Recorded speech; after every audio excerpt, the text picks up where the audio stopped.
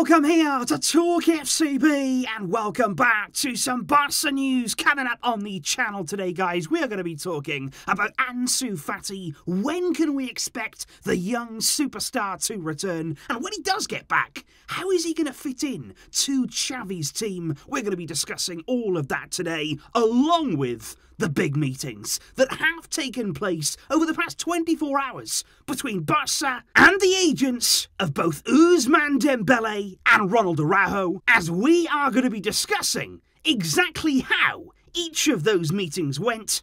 It is all coming your way, so let's get to it. But if we do kick off with Ansu Fati, because indeed you may have seen him in the stands on Sunday. He was there actually alongside Serginho Dest at the Camp Nou to see Barca beat Sevilla, of course. And I'm sure that every time that he's watching us play, I'm sure he cannot wait to be part of Xavi's team, to really get started now. And I'm sure that is so inspiring to him. It has been now 8 days since he returned to full training with the rest of the squad. And don't forget that it was initially reported that it would take around 14 days before Ansu Fati could make himself once again available for selection. We know that Barca are going to take absolutely no risks, and Xavi, before the weekend's game against Sevilla, said exactly that. He said it's all going to depend on Ansu, how he's feeling. We're going to see how he copes. He said we're taking good care of him. We won't take any risks, but he said what I do see is a player who's so happy. He's smiling back amongst the group now, and that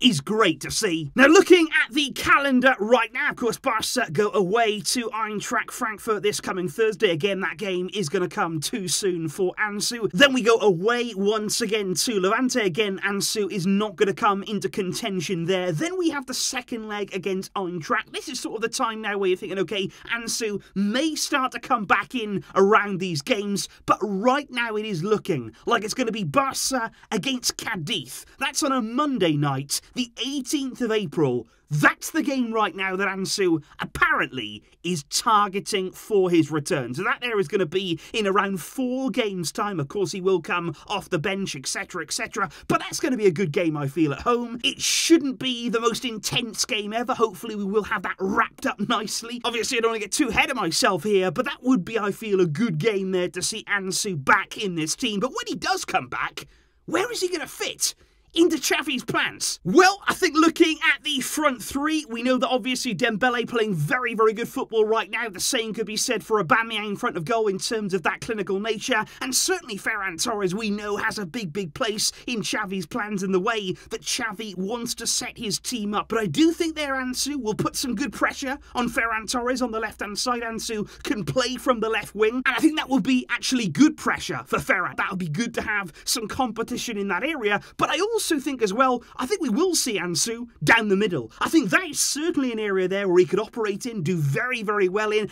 I do look at that there. You've got Dembele on the right, Ferran on the left-hand side, because I do think Ferran and Ansu are two very different players. In fact, all of that front three, they offer something different. They give you a different dimension, and that could be a very exciting trio indeed. But of course, it's great competition with all these different options in the forward areas. Barca and Xavi are about to be spoiled for choice up front, and I just cannot wait to see Ansu back again. But if we do indeed move on to the big contract talks that have been taking place behind the scenes over the past 24 hours, there was a very big development on Monday evening when it comes to Ousmane Dembélé, because it was revealed there that Mateu Alemany, for the first time since negotiations broke down several months ago, met with Dembele's agent, Moussa Sissoko, for face-to-face talks there over Dembele's renewal, and that meeting is said to have lasted around 3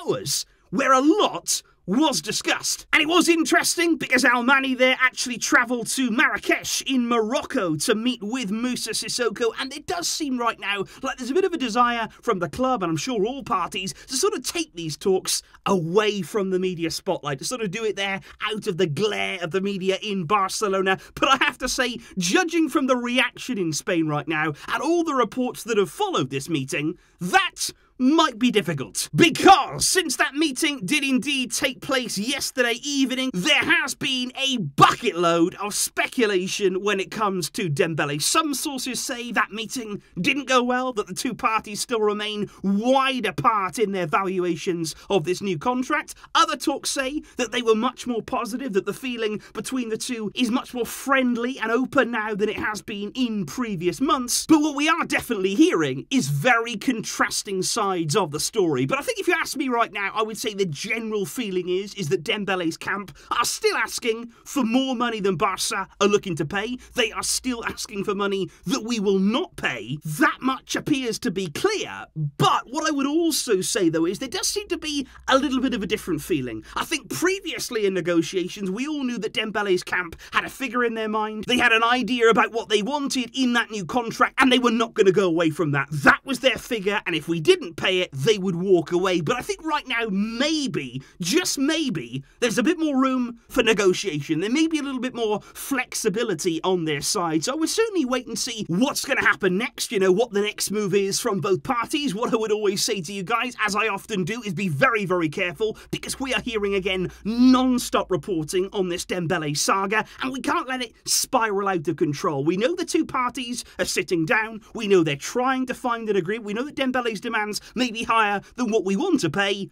but let's wait and see. The club know what they can do. Alemany, we know, is a very, very strict and firm negotiator. He's not going to give in to anyone. He knows our limitations. He's worked so hard here to get the club's wage bill under control. And I feel safe right now, safe with him in that negotiating position. And let's just wait and see, because there are going to be more meetings to come. The two sides are still open, and these talks will continue. But finally, guys, when it comes to Ronald Araujo, I would actually say on this one, it's a lot more positive and a lot more clear in terms of what's being reported and what we can see happening with Araujo's potential renewal. Because obviously we did hear directly from Araujo after the game on Sunday, where he came in after the game and publicly announced that he wanted to stay, that he had every intention here of remaining at Barca for many years to come. And like I said yesterday, I think that was very important, and that was really, really good for Barca in terms of these negotiations. And like I say, I would like to see something like that from Dembele to really help and get the support right now of everybody around the club. And indeed, fresh from returning from Marrakesh this morning, Mateu Alemany has had a busy 24 hours. He was back in Barcelona today, and just this afternoon, he was meeting with Araujo's agent about his renewal. And there is a really strong feeling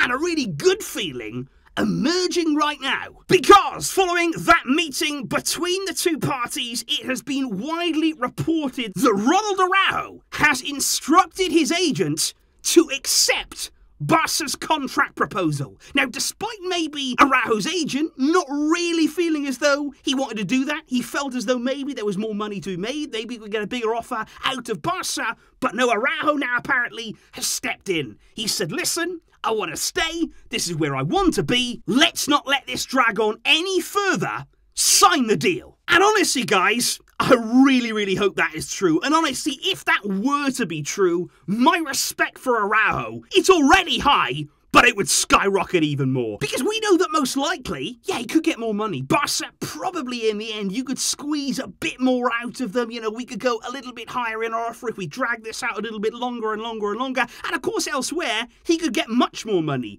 But this is the point right now. We want players here who are willing to say, yes, I could make more elsewhere. Yes, I could go somewhere else and play my football and have that bigger pay packet. But no, I want to stay here because I like this project. I'm enjoying my football. I love working under Xavi, and I believe that with this team, I can challenge for the biggest of titles. And that is what we want from every single player. So I hope here that Araujo has taken that step, not only just because of that fact, but because I would love to see him continue at this club, continue his growth and development under Xavi.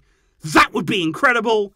And let's hope soon we can get this deal wrapped up. So please, guys, do let me know your thoughts on the latest Barca news right now when it comes to Ansu Fati's return, when it comes to those negotiations with Ousmane Dembélé and indeed his agent. And what do you make there of those rumours about Araujo wanting now to accept that Barca offer? Let me know those thoughts down below. I will, of course, bring you the latest news as we get it.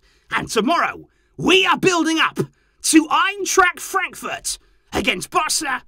I will see you then, guys, for all of that good stuff. Thank you indeed for joining me, for getting involved, and for all of your support. But until next time, as always, Visca El Barça.